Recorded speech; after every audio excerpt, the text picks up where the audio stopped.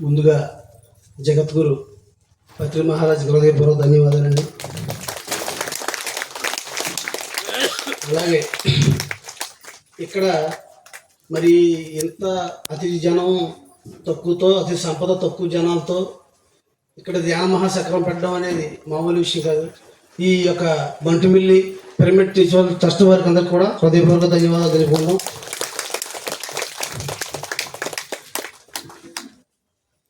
నా పేరు సుబ్బారావు అండి. మాది వడ్లమూరు మండపాడి దగ్గర. ధ్యానం ముందు హింస, ధ్యానం తర్వాత హంస అంటే అది నేనే. ధ్యానం సర్వ రోగ నివారిణి, సర్వభోగకారిణి, సత్య జ్ఞాన ప్రసాదిని అని పత్రిసారి చెప్పిన ఆ 3 అక్షర సత్యాలు ఆయన నా జీవితంలోనే మరి నిర్వర్తించాను. నేను ఈ జీవితంలోనే చేయడం జరిగింది.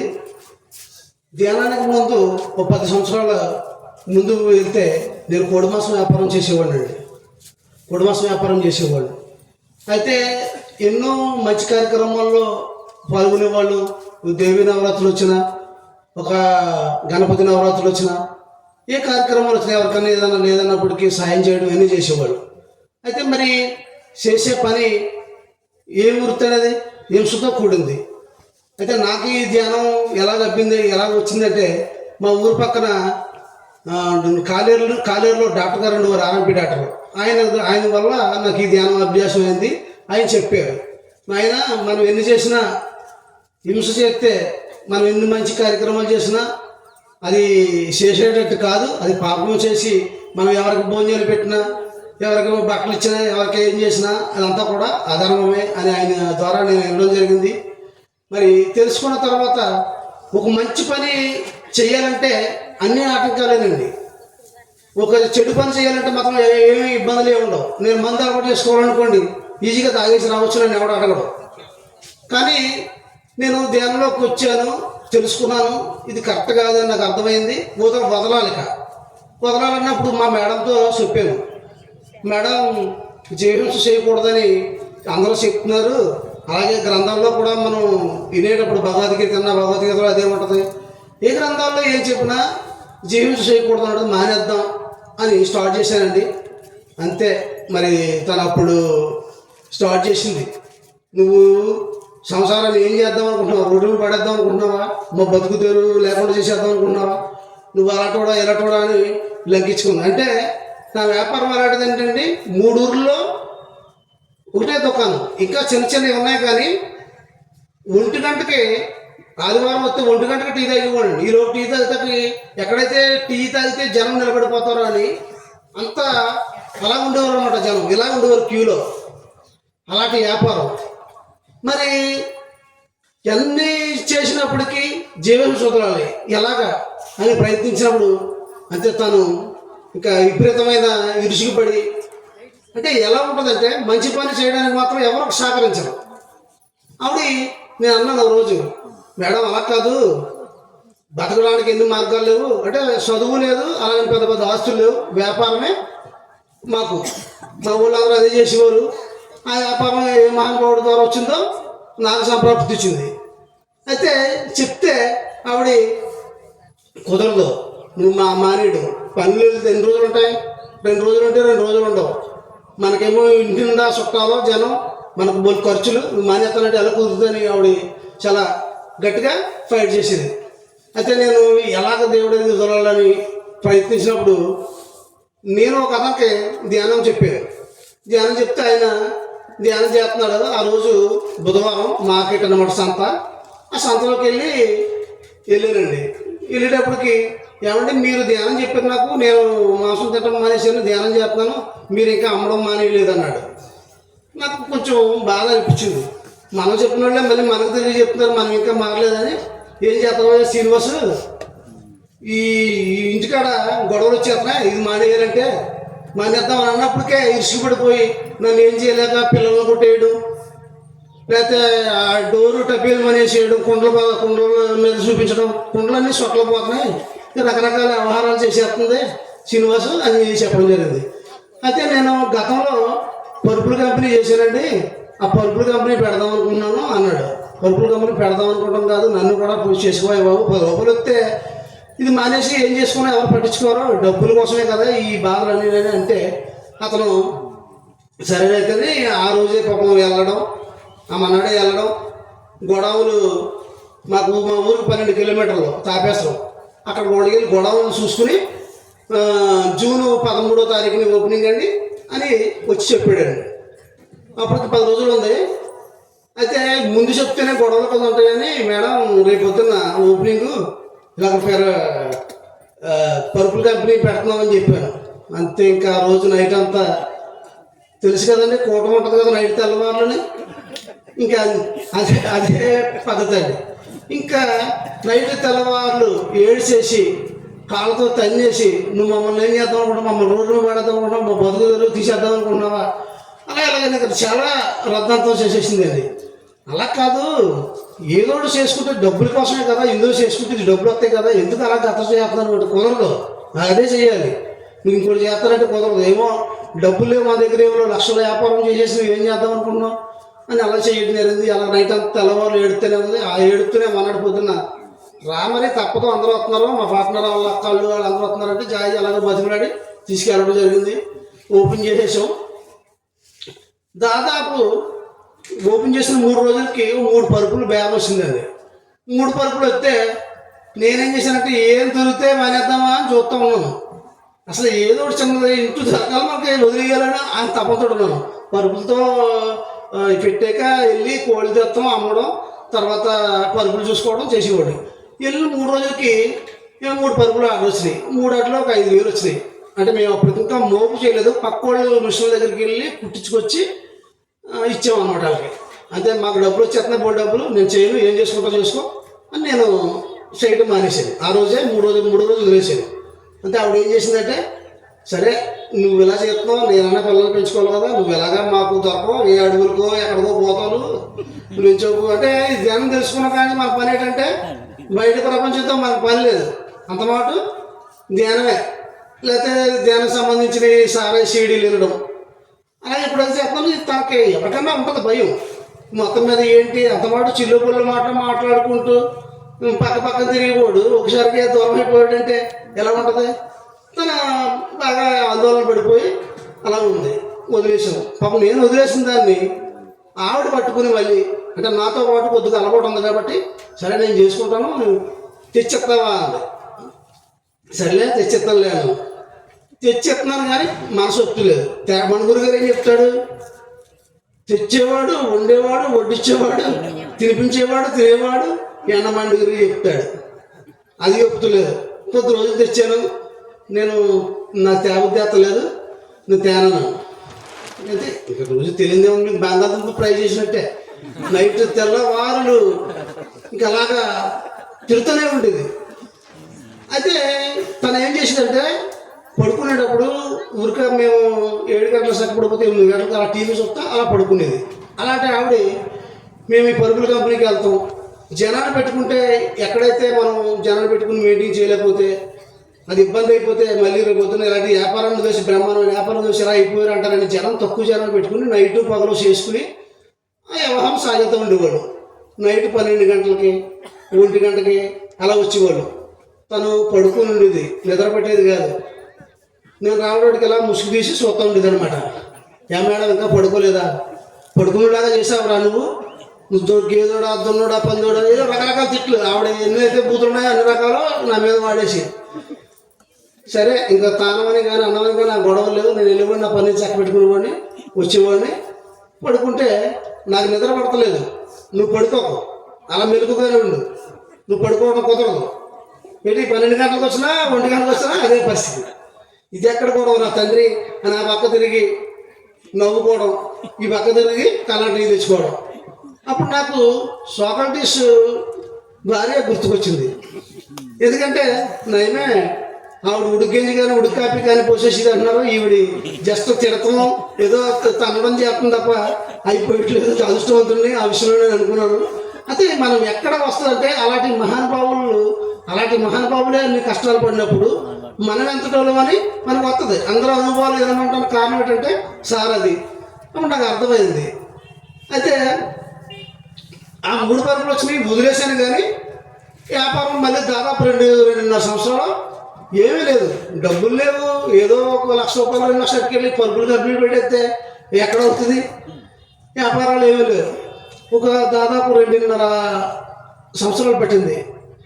మా తమ్ముడు వ్యాపారం పెట్టారు కదా, ఎలా ఉంది ఏంటో, నేను డబ్బులు లేక పెద్ద స్పీడ్ లేదంటే పాపం తను 2 లక్షలు ఇచ్చాడు, నేను 2 లక్షలు పెట్టాను, మా పార్ట్నర్ ఒక ₹1,00,000 పెట్టాడు. ఈ 5 లక్షలతో రన్ చేస్తూ ఉన్నాం. 2.5 సంవత్సరాలు అయిపోయిన తర్వాత నేను ఏం చేస్తానంటే, ఓ రోజు క్లాతులు కట్ చేస్తున్నాను. భగవద్గీత క్లాస్ పెట్టుకుని క్లాత్ కట్ చేస్తుంటే నాకు అప్పుడు రోజు భగవద్గీతలో వాక్యం ఏంటంటే, నా పని మీరు చేస్తే మీ పని నేను చేస్తాను, భగవద్గీతలో కూడా చిన్న అంశం ఉంటుంది. నేను అప్పుడు అన్నాను శ్రీనివాస్ తోటి, శ్రీనివాసు శ్రీకృష్ణుడు చెప్పినంత సొల్లుది నిజంగా 2.5 సంవత్సరాలు అవుతుంది. నేను అలాంటి వ్యాపారాన్ని నిమిషంలో వదిలేసి నేను వచ్చి చేస్తుంటే, నేను నా పని చేస్తానంటే ఆయన పని నేను చేస్తుంటే నా పని ఎక్కడ చేస్తున్నాడు అని నేను సిరాపడినట్లుగా మాట్లాడాను. మరి అలా అన్న ఒక వారం 10 రోజులకి ఏం జరిగిందో తెలియదు.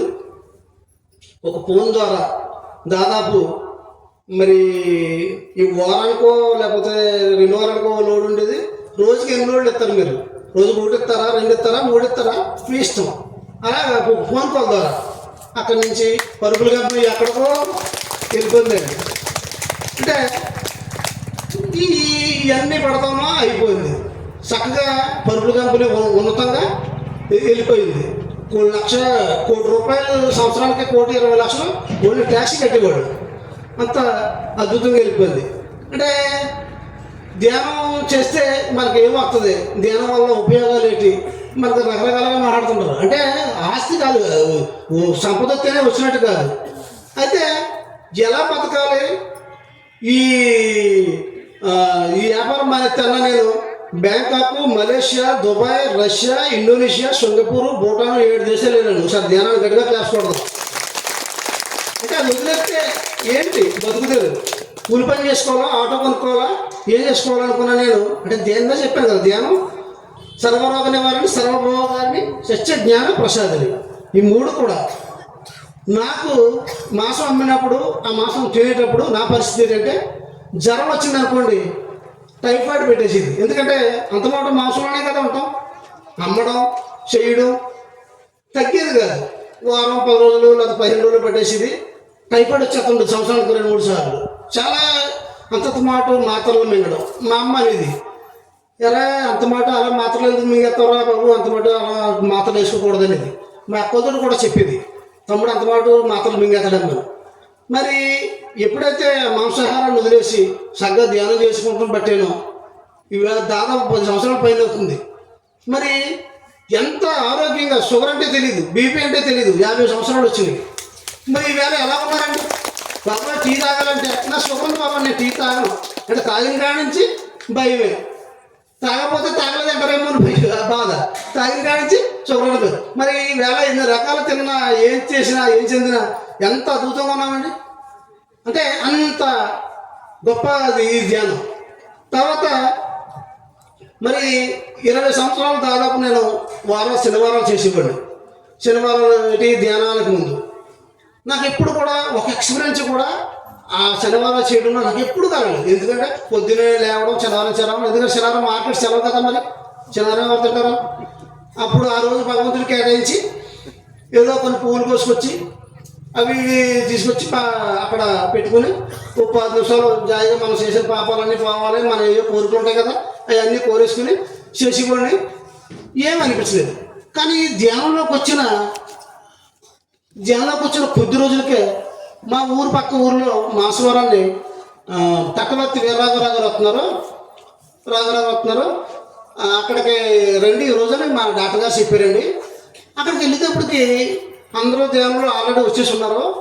ధ్యానంలో కూర్చునేటప్పటికి ఏం జరిగిందంటే, అందరూ ధ్యానంలో కూర్చుని చూస్తున్నాయి, వింటున్నాను, వాళ్ళు గోడ చేరబడి ఆయన ధ్యానం సర్వరోగానే వారి సర్వభోగానే సత్యజ్ఞాన ప్రసాదిని ఈ ధ్యానం అనేది. ఆ ధ్యానం చేస్తే భగవంతుడు మన లోపడే ఉన్నాడు. మన కొబ్బరికాయలు కొట్టినా, అంటుకోళ్ళు పెట్టినా, ఏమి పెట్టినా భగవంతుడికి మన లోపల వాడికే చెయ్యాలి అని చెప్తున్నారు అనమాట. ఆయన ఆ గోడ జారబడి వింటున్నాను. ఏమైందంటే నా ఇన్నర్లోంచి కరెక్ట్ అని అనిపించింది. అప్పటి వరకు నేను శనివారం చేసేవాడిని. నేను అక్కడి నుంచి లక్ష్మీవారం ఆ రోజు శనివారం రావడానికి నాకు శనివారం చేయబుద్ధి కావట్లేదు. ఇంకా నేను ధ్యానంలోనే కూర్చున్నాను. శనివారం వారం ఉన్నాడు వెళ్ళి అంతే. అప్పుడు కూడా లెక్కించుకుంది ఇవి. ఏమంటుంది, అయ్యో సగ్గాలు వేసిపోడు, తలతానం చేసిపోడు, పూలు కోసుకొచ్చిపోడు, బొట్టు పెట్టుకునేవాడు, ఇవన్నీ చేసిపోడు, నువ్వు ఇలాగా వదిలేసి ఇలా తయారైపోయి ఎవడేదో చెప్పాడు అలా చేసుకుంటున్నావు, అలా చేస్తామన్నట్టు ఇంకా ఆవిడ పాఠం ఆడిస్తుంది. మనకి ఎలా ఉంటుందంటే భక్తి కన్నా భయం ఎక్కువ ఉంటుంది. శనివారంగా మానేస్తే వెంకమ్మగా పంపించి మనలో కష్టాలు కానీ అని పెంచేస్తాడేమో అని మన భయం. వెంకమ్మకు పని ఏంటంటే నువ్వు చేసినా చేయలేనప్పుడు అడగలేదు, చేయడాన్ని చేసి మానేసినా ఆయనకి పని లేదు కానీ మన భయం ఉంటుంది. అయితే నేను ధ్యానం ఆయన చెప్పారు ఆ రోజు ధ్యానం ఎర్రవరావు మహానుభావుడు ఒకసారి గట్టిగా క్లాస్ కొడదు. ధ్యానం అనేది ఏదో 10 నిమిషాలు అరగంట పావుగంట చేస్తే ధ్యానం కాదు. ధ్యానం చేయాలి, గంటలు చేసినప్పుడు ఖచ్చితంగా దానిలో గొప్పతనం తెలుస్తుందని అప్పుడు ఏదో అడపదడప చేసేవాళ్ళు. ఆయన ఎప్పుడైతే అలా చెప్పారో ఏంటో చూడాలి ఇందులోనని సాయంత్రం 7 గంటలకు ధ్యానంలో కూర్చునేవాడిని, 10 గంటల వరకు ధ్యానంలో ఉండేవాడిని, పడుకునేవాడిని అండి. అలాగ వారం 10 రోజులు జరిగింది. 7 to 10 3 గంటల ధ్యానం. నెత్తిమించి తల నుంచి ఏదో నవరత్న తైలం మనం నెత్తి మీద వేసుకుంటే ఎలా ఉంటుందో చల్లగా నా తలలోనికి అలాగే వెళ్తున్నట్టుగా నాకు అనిపించింది. అదే రోజు జరుగుతుండదు వారం 10 రోజులు. మనకు కొత్త తెలియదు. నేను అప్పుడు మాస్టర్ని అడిగాను, ఏమంటే నాకు తలలోంచి ఏదో కిందకి జారుతున్నట్టు నాకు అనిపించిందండి, ఏదో తిరుగుతుంది అన్ని రీసైకిల్ అవుతున్నట్టు కట్ట అనిపిస్తుంది. ఏంటంటే అప్పుడు మాస్టర్లు మా ఊళ్ళో మాస్టర్ ఉంటే ఆయన ఏమన్నారంటే కాస్మిక్ ఎనర్జీ అమ్మని ధ్యానం చేసినప్పుడు మనలో ఫ్లో అవుద్ది, అది చాలా గొప్ప ఎక్స్పీరియన్స్, నీకన్నా ఇప్పటి నుంచో ముందు నుంచి అన్నా మాకే రాలేదు ఎక్స్పీరియన్స్, చాలా బాగా మంచి ఎక్స్పీరియన్స్, అది బాగా చెయ్యి అన్నారు. సరే అయితే చూద్దామని ఆ చేయడం బట్టి ఉండండి. అలాగా ఇంకొక వారం 10 రోజులు చేయటప్పటికి మొత్తం ఇదంతా కరెంటు పెట్టినట్టు రీసైకిల్ అవుతున్నట్టు బాడీ అంతా కూడా ఉండేది. ఎక్కడన్నా టాకాలు పెట్టినట్టు అలా ఉండేది. సరే ఇదేదో బాగుంది ఇంకా చేయాలని అలా తపంతో అలా చేస్తుండేవాడు. అయితే అలా వారం 10 రోజులు చేసేటప్పటికి 7 గంటల దాకా 7 గంటల నుంచి 10 గంటల వరకు చేస్తున్నాను, పడుకుంటున్నాను. ఈలోపు ఎవరో దోడ మీద కొట్టేస్తున్నట్టు, ఈ పక్క పడుకుంటే ఆ పక్కకి తిరిగేసేస్తున్నట్టు నాకు అనిపిస్తుండేది. ఏంటబ్బా 12 గంటలకు మెలకు వచ్చేసింది. 12 గంటలకే మెలకు వచ్చేస్తుంది, ఇప్పుడే పడుకున్నాను ఏంటి అనుకునేవాడు. ఎవరో లేపేసేవారు ఖచ్చితంగా. అయితే అప్పుడు నేను 12 గంటలకే మెలకు వచ్చేస్తుంది ఏంటి అని అనుకుంటా ఈ హాల్ నుంచి బయటికి వెళ్తా, పాస్ చేసి కూడా బయటికి వెళ్తుంటే ఇంద్రలోంచి ధ్యానం చేయను ఫ్లోలాగా వచ్చింది. ఫ్లోలాగా వస్తుంటే ఎవరన్నా చెప్తున్నారా అని ఎంత తిరిగి చూసేవాడు. ఎవరు 12 గంటల రైతులు కాడ ఎవరు ఉంటారు? ఓహో, అంటే లోపల నుంచే ధ్యానం చేయమని వస్తుందన్నమాట. ధ్యానం చేయాలి, అయితే ఇంకా చేయాలని అప్పుడు ఏం చేసేవాడు అంటే 12 గంటల నుంచి మళ్ళీ నైట్ 3 గంటల వరకు మళ్ళీ ధ్యానం చేయడు. మళ్ళీ ఈవిడికి కోళ్ళు తెచ్చేవాడు కదండి, నైట్ 3 గంటల వరకు ధ్యానం చేయడు. అలాగా నైట్ తెల్లవారులు అలా చేస్తుండేవాడు. అయితే అలా జరిగిన వారం 10 రోజులకి ఎవరో తెలియదు 2 మహానుభావులు నా తలకాడకు వచ్చి చాలా విషయాలు చెప్పి ఉన్నారు. అబ్బా భలే చెప్పారు, ఇలా చెప్తే నిజంగా ఎవరికైనా చెప్తే ఎంత బాగుంటుందో అని అనుకునేవాడిని. మెలకు వస్తే వాళ్ళు ఉండేవారు కాదు, నాకు గుర్తుండేవి కాదు. ఎవరో అప్పుడు మళ్ళీ మాస్టర్లు అడిగారు, అంటే నాకు ఈ మాటలు ఎవరో చెప్తున్నారంటే వినపడుతున్నాయండి, నాకు అర్థం కావట్లేదని. అంటే అప్పుడు ఆ మాస్టర్ ఏమన్నాడంటే, లేదమ్మా మనలో ఎనర్జీ తక్కువ ఉన్నప్పుడు అర్థం అవ్వదు, మీరు సాధన బాగా చేయండి, మంచి ఎక్స్పీరియన్స్లు వస్తున్నాయి మీకు, ఎక్కువగా చేయడం వల్ల ఇంకా పెంచడం వల్ల ఏమవుతుందంటే మీరు డైరెక్ట్గా మనం ఎలా మాట్లాడుకున్నామో అలాగే అర్థమవుతుంది మీకు, చేయండి అన్నారు. సరే ఇంకంతకన్నా మార్గం ఉంది, ఆ ధ్యానం చేసి వాళ్ళు ఎవరో తెలుసుకోవాలి, లేదంటే ఏం చెప్తున్నారో తెలుసుకోవాలనే తపంతో అలా కూర్చుండివ్వండి. అయితే అలా గంటలు రోజుకు 6 గంటలు 7 గంటలు 8 గంటలు నైట్ తెల్లవారులు అలా చేస్తుంటే ఇంక ఈవిడికి బీపీ బాగా పెరిగిపోతుండేది. ఎందుకంటే ఇంక వదిలేస్తాడు, ఎక్కడికో పోతాడనే భయం పట్టేసుకుంది. మరి ఎప్పుడు దాకా కూడా తిరిగి వాళ్ళు ఎప్పుడైతే పక్క పెట్టేసి ఈదిలోకి వెళ్తాం లేదు, ఎక్కడికి వెళ్తాం, ఏదైనా సూటుగా పని చేసుకోవడం ధ్యానంలో కూర్చోవడం. ఈలోపు ఈ ఇంట్లో తలుపులు కట్ట కొట్టేసి అటవడం చేస్తుందండి. ఎక్కడ చేసుకోవాలని సన్సైడ్ వెనక్కి కూర్చునిపోండి. ఎందుకంటే ఇంట్లో కూర్చుంటే తలుపులు బాధేస్తుంది. ఎవరన్నా వచ్చి సుబ్బారావు లేడండి అని అడిగితే ఉంటాడమ్మా వెనకాల సన్సైడ్ మీద కూర్చొని ధ్యానం చేస్తుంటాడు అని చెప్తుండేది అనమాట అండి. అయితే ఈ రోజు ఇదే రకంగా ఈ మహానుభావులు వస్తున్నారు, ఏ విషయాలు చెప్తున్నారు. ఓ రోజు ఏం చెప్పారంటే, యేసుప్రభు నా తండ్రి అంటున్నాడు కదా, ఆ తండ్రి గురించే చెప్పు ఎందుకంటారో వింటారు. అంటే నేనేమనుకున్నాను అంటే మనం చెప్తే ఎవరంటారు, మనం మాసం గట్ట అమ్ముతున్నాం, మాసం మొన్నదాకా మనం చేసే వ్యాపారం అది అనే మైండ్లో నేను ఉండిపోండి, ఎవరికి చెప్పేవాడిని కాదు. అప్పుడు అలా ఎప్పుడైతే చెప్పు అయితే మనం సార్ కూడా చెప్తారు కదండి, ఇవాళ మనం అలా నేర్చుకుంటే అలా నేర్పాలంటారు. అది చెప్పమని కూడా చెప్తున్నారని అక్కడి నుంచి ధ్యానం అంటే మంచిదండి, మాసం మానేది, మాసం పాపం పనేది అని చెప్పడం చేస్తుండేవాడు. అయితే నేను ఓ రోజు ఈవిడికి ఏమైందంటే అండి, ఒంట్లో పోలేదు, ఊపిరితిత్తులు సీమ్ బట్టి సడన్గా పొంగని చూపింది. పొంగులో జ్వరం వచ్చింది, జ్వరంలో ఊపిరితిత్తులు సీమ్ బట్టి మండపాడు హాస్పిటల్లో పెడితే 12 రోజులు ఉంచారు. దాదాపు ఒక 50-60 వేలు అయింది. చాలా సీరియస్గా ఉంది పరిస్థితి అని రాజమండ్రి గూడూరు శ్రీనివాసరావు గారు హాస్పిటల్ తీసుకెళ్తే మళ్ళీ అక్కడ వాళ్ళు 12 రోజులు 15 రోజులు పెట్టారు. అక్కడ ₹1,00,000 ఏమనేవారంటే మనిషి బతుకుతాం కష్టం అంటే ఇలా లేగదీసి పడుకున్న మనిషి లేగదీస్తే ఎగూపి వచ్చేసేది అనమాట. రోజుకి 2-3 గ్లాసులు సీమ్ తీసేవారు ఆ ఊపిరితిత్తుల నుంచి. అలా అయిపోయింది పరిస్థితి. అదే ఎలాగైతే చూపించాం, ఒక దాదాపు నెల అంతా పట్టింది. కొంచెం రికవర్ అయింది. ఇంటికి వచ్చిన తర్వాత మా డాక్టర్ గారు, నాకు ధ్యానం నేర్పించిన ఆయన డాక్టర్ గారే. ఆయన హోమియోపతి, ఆయుర్వేదం, ఇంగ్లీష్ అన్నీ చేస్తాడు. ఆయన ఏమంటే ఇలాగా ఈ పరిస్థితి చూడండి సార్ టెస్ట్లు అంటే చూసి నిజంగా ఈ ఊపిరితిత్తు కంప్లైంట్ అయితే ఇంగ్లీష్లో లేదమ్మా మందుది, హోమియోపతి చేయిపోద్దాం, నాకన్నా సీనియర్ డాక్టర్ గారు ఉన్నాడు, ఆయన దగ్గరికి వెళ్ళి చేయిపోద్దామని చెప్పారు ఆయన.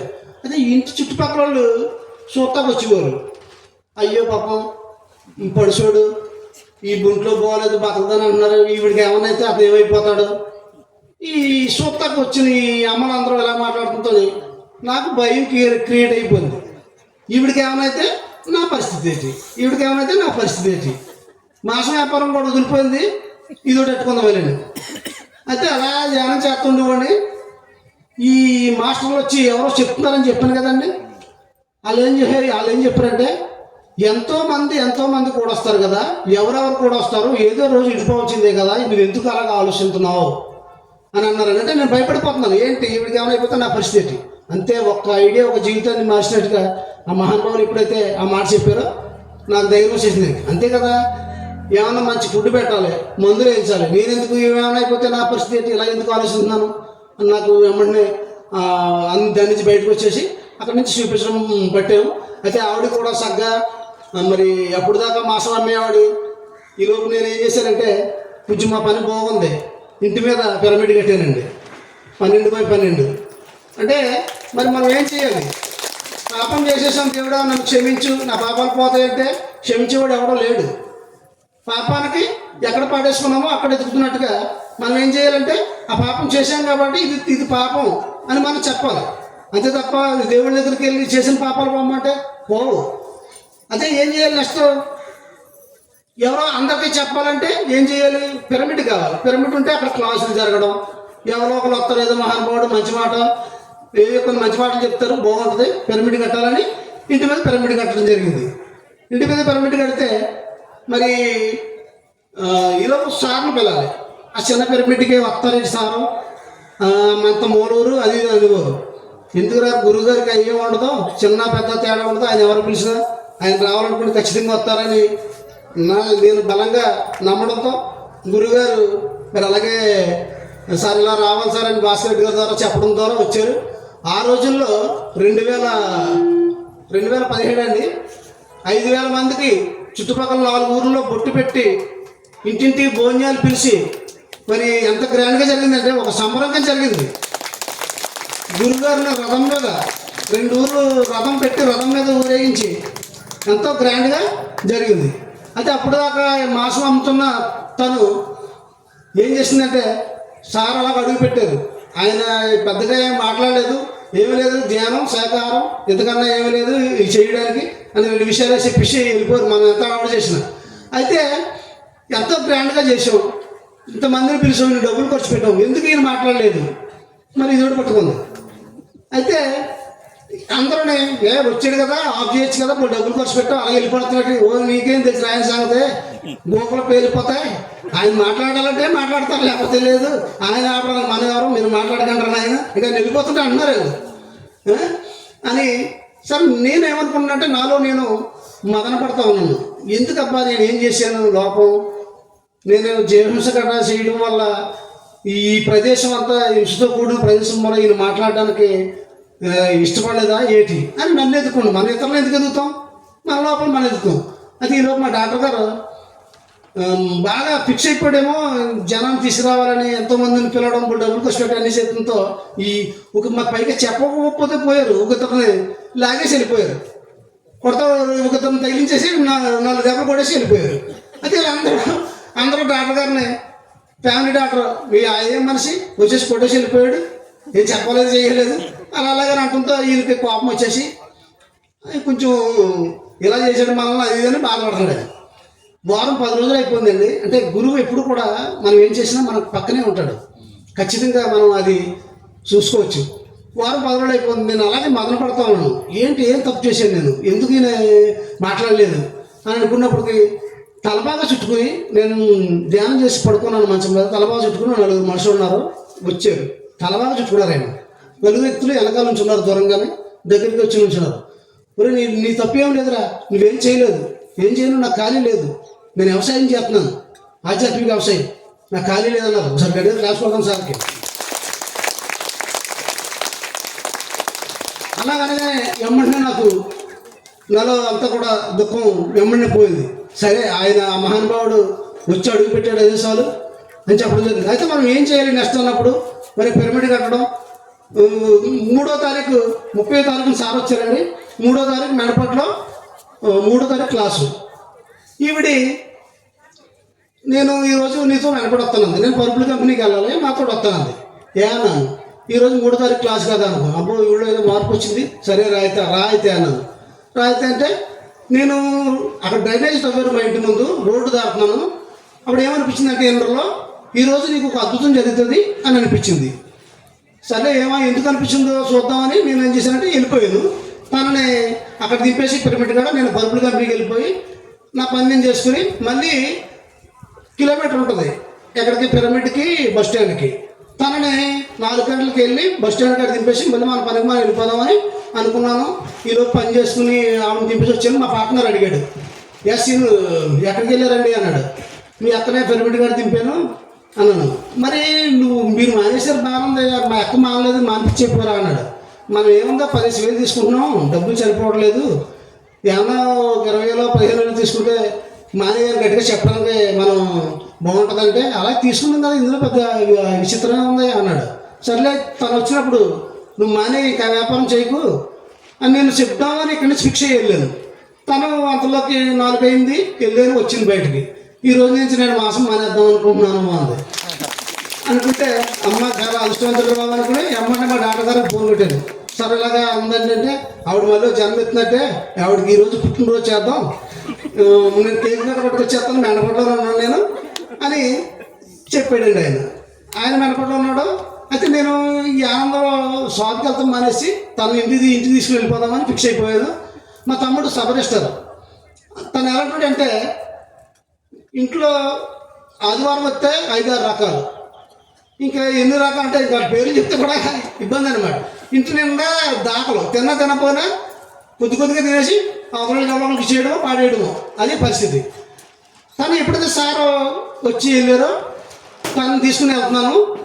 ఆ రోజు మా వాడు ఫోన్ చేశాడు, అన్నయ్య మీ సార్ వచ్చి వెళ్ళిన కానించి నేను మీ మరదలు అందరూ నీసి మానేసామని ఫోన్ చేశాడు.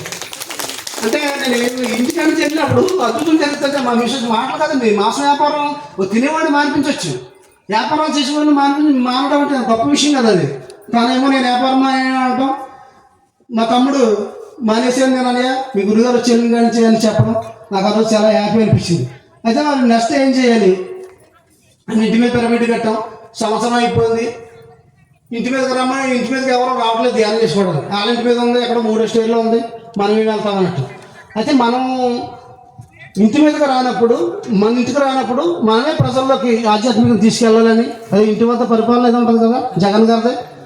అలాగా మరి 3 సెంటర్లో 3 సెట్లు తలంకొని మళ్ళీ అక్కడ 20 లక్షలు పెట్టి పిరమిడ్ కట్టడం జరిగింది, పబ్లిక్ పిరమిడ్. ఎందుకు మరి ఇవన్నీ చేస్తున్నాం, నేను డబ్బులు ఖర్చు పెడుతున్నాం అంటే దాదాపు నాకు ఒక 10 లక్షలు ఖర్చు పెట్టి నేను ఇంటికాడదైతే అక్కడైతే అయ్యింది. ఎందుకంటే అండి లక్షలు సంపాదించిన కోట్లు సంపాదించిన డబ్బులు ఆనందం లేదు. 1,00,000 రూపాయలు సంపాదించే చాలు అనుకున్నా నేను. ఎన్ని సంపాదించినా ఆ లోటు ఆ వెలుతి ఉంటూనే ఉంటుంది. కానీ ఈ ధ్యానం చేసిన తర్వాత ఈ ధ్యానం ద్వారా ఎవడన్నా పోయినా డబ్బులు లేకపోయినా లేకపోతే డబ్బులు ఎక్కువ వచ్చినా ఆ దుఃఖం అనేది ఉండలేదు. అంటే మరి ఇలాంటి దాన్ని నేను ఎంత ఆనందంగా ఉన్నాను. మరి నేను ప్రజలకు అందించాలనే ఉద్దేశంతో మరి అక్కడ పిరమిడ్ కట్టడం, సంవత్సరానికి ర్యాలీలు చేయడం, పెద్ద పెద్ద క్లాసులు పెట్టించడం. మరి ఇంతకన్నా ధ్యానం చేస్తే ఏమవుతుంది చాలామంది అంటారు. ధ్యానం చేస్తే ఏమవుతుంది? అన్నీ పోతాయి, ఏమీ రాదు. ఏం పోతాయి? దుఃఖం. నాకు డబ్బు లేదు, నాకు మనశ్శాంతి లేదు అని ఏవైతే మనలో పేరుకుపోయి ఉంటాయో ఈ రకరకాల దరిద్రాలన్నీ పోతాయి. అదైతే పోయి అది అన్నీ పోయినప్పుడు ఏముంటుంది? ఉన్నదంతా ఆనందమే. ఆనందం వస్తుంది ధ్యానం చేస్తే. వచ్చాను గట్టిగా కాల్చుకోవడం. ధ్యానం రకరకాల మతాలు ఉన్నాయి. ఈవేళ మనిషికి ఒక కులానికి ఒక మతం, దేశానికి ఒక మతం, ప్రాంతానికి ఒక మతం అన్నట్టు. ఎవరి యొక్క విశ్వాసం, అందరి యొక్క ఉద్దేశం భగవంతుని చేరదని. కానీ భగవంతుని ఏ రకంగా మనం చేస్తున్నాము అనేది మనం తెలుసుకోవాలి. అంటే భగవంతుడిని చాలా ఇప్పుడు ఒకరికేమో యేసుబాబు దేవుడు, ఒకరు వెంకటరావు దేవుడు, ఒకరు శ్రీకృష్ణుడు దేవుడు, ఒకరు బుద్ధుడు దేవుడు. కానీ అసలు మన గ్రంథాలు ఏం చెప్పినాయి? మనం ఎలాగా ఇస్తున్నాం? మనకు ఎందుకు ఇన్ని దేవుళ్ళు ఇన్ని మతాల్లో ఉన్న మన దుఃఖం ఎందుకు పోలేదు? ఆ సత్యాన్ని మాత్రం మనం గ్రహించలేదు. ఎవరి దేవుడు అని బైబిల్, భగవద్గీత, పురాణం, ఉపనిషత్తులు, వేదాలను అడిగితే ఏం చెప్తున్నాయి? ఆత్మదేవుడు అని చెప్తే మనం యేసుబాబు దేవుడు అన్నాం, వెంకటరావు దేవుడు అన్నాం, శ్రీకృష్ణుడు దేవుడు అన్నాం, బుద్ధుడు దేవుడు అన్నాం, రాముడు దేవుడు అన్నాం. ఎవరైతే మహనీయులు వచ్చి భూమి మీదకి ఈ విషయాల్ని, గొప్ప విషయాన్ని చెప్పేసి వెళ్ళిపోయారో వాళ్ళని పట్టుకుని వాళ్ళ విగ్రహాలను పట్టుకుని ఆరాధిస్తూ ఉన్నాం. ఇప్పుడు మన పిల్లలు చదువుకున్నారండి, ఈ స్టూడెంట్స్ అంతా ఉన్నారు. మాస్టర్ అండి మీరు చాలా గొప్పవారండి, మాకు చదువు రావాలండి అంటే చదువు వస్తుందా? లేకపోతే మాస్టర్ చెప్పినట్టు చదువుకుంటే చదువు వస్తుందా? అంతే కదా. ఈ పిల్లలు వెళ్ళి టీచర్ గారి దగ్గరికి వెళ్ళి మాస్టర్ అండి మీరు చాలా గొప్పవారు, వాళ్ళ ఫోటో దగ్గరికి వెళ్ళి మీరు చాలా గొప్పవారండి. ప్రపంచం అంతా అదే చేస్తుంది వాళ్ళంతా కూడా. ఎప్పుడైతే ఆ మహానుభావుడు ఆ పరమాత్మ అందరిలోనే ఉన్నాడు, ఆ పరమాత్మని ఆరాధించే విధానం ధ్యానం. మనిషికి శ్వాసకి మతం లేదు, ఆత్మకు రూపం లేదు. అది సృష్టికర్త అంటే. ఈవేళ రకరకాల దేవుళ్ళు, ఎన్నో దేవుళ్ళు. వాళ్ళందరూ ఎవరంటే ఈ భూమి మీదకి ఆనందంగా మానవుడు ఉండడానికి ఆ మహానుభావులు ఆనందాన్ని పొంది మనకు చెప్పడానికి వచ్చిన మహనీయులు. వాళ్ళందరినీ పట్టుకుని ఈవేళ మనం రకరకాలుగా ఆనందిస్తున్నాం. మన దుఃఖం ఎక్కడికి పోతుంది? మీరు మీ ఇంటి ముందు ఒక డ్రైన్ ఉందండి, డ్రైన్ దాడుతున్నారు, అందులో మీకు కొన్ని కాయిన్స్ పడిపోయింది, మీ గోల్డ్ ఏదో పడిపోయింది. మీరు రోడ్డు మీద ఎత్తితే దొరుకుతుందా? డ్రైనేజీలో ఎత్తుతుందా? మన పట్టిన కాడే ఎత్తుతాలి. మనం ఏం చేస్తున్నాం? తిరుగుతూ ఉన్నాం. అక్కడ ఉన్నాడు భగవంతుడు, అక్కడ ఆనందం ఉంది, ఎక్కడ ఆనందం ఉంది. మన లోపల ఆనందాన్ని, మన లోపల బ్రహ్మాండాన్ని మన లోపల పెట్టుకుని బయట ఎదిగితే మనకు దుఃఖం ఎలా పోతుంది? ఆనందం ఎందుకు రా? నేను 15 సంవత్సరాలు నేను వారం చేస్తే ఒక్క అనుభవం కూడా లేదు. 40 రోజులు చేసేటప్పటికి ఎంతో అత్యద్భుతమైన ఆనందం. ఎవరో మహానుభావం వచ్చి డైరెక్ట్గా మాట్లాడరు. మరి ఇంతకన్నా ధ్యానం చేస్తే ఏమవుతుందంటే ఏం కావాలి మీకు? దుఃఖం పోతే సాగా. ఎవరో తిట్టాడు, తిట్టుకుంటూ తిట్టుకోవాలి. ఏ జన్మలో ఎవరో తిట్టుంటాను నేను, అందుకే తిట్టాడు. ఎంత సింపుల్గా ఉంది. అన్నీ కూడా ధ్యానంలో అత్యద్భుతమైన మార్గాలు ఉన్నాయి. ఇవన్నీ కూడా మనకు రావాలంటే ఏదో పొయ్యిలో పొలంలో 10 నిమిషాలు పెట్టి 5 నిమిషాలు వెనకాలి, 10 నిమిషాలు పెట్టి 5 నిమిషాలు వెనకాలి అయితే అనకూడదండి.